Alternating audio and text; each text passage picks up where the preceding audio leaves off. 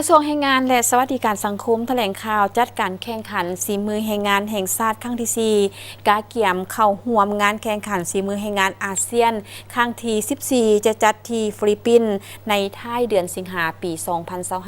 2025 วันที่ 11 มีนาคม 2025 ที่องค์การประกันสังคมแห่งชาติโดยการเป็นประธานของทานฮงไซซักอินทาราชรองรัฐมนตรีกระทรวงแรงงานและสวัสดิการสังคม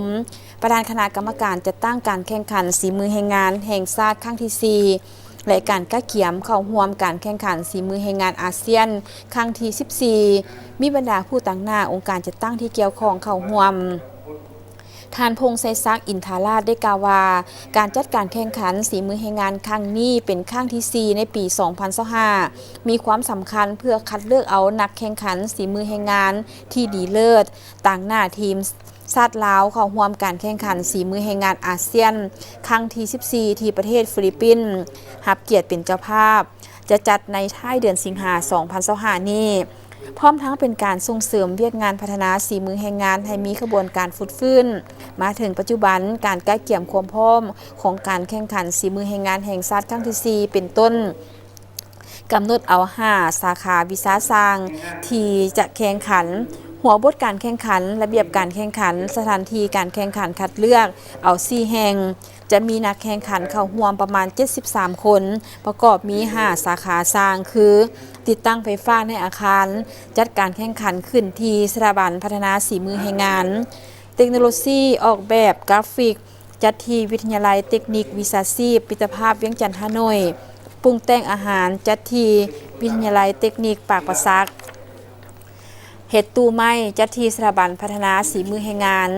เทคโนโลยีเว็บไซต์จัดขึ้นที่หอประชุมแห่งชาติวันเวลาและสถานที่จัดตั้งการแข่งขันคือ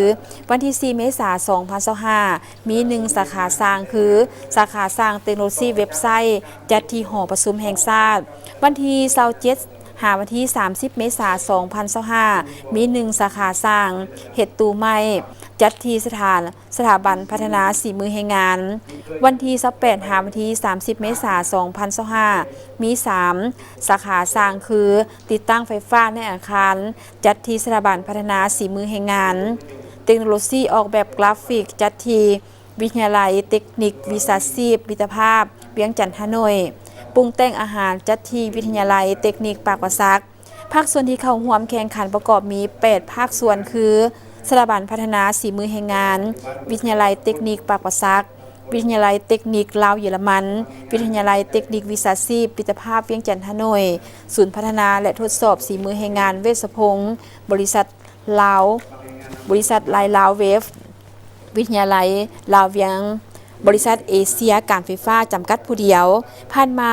ได้การก้าเกี่ยมความพร้อมโดยแต่งตั้งคณะกรรมการจัดตั้งการแข่งขันฝีมือแห่งชาติครั้งที่4และก้าเกี่ยมเข้าร่วมการแข่งขันฝีมือแรงงานอาเซียนครั้งที่14มาฮอดปัจจุบันเห็นว่ามีความพร้อมเป็นที่น่าพึงพอใจ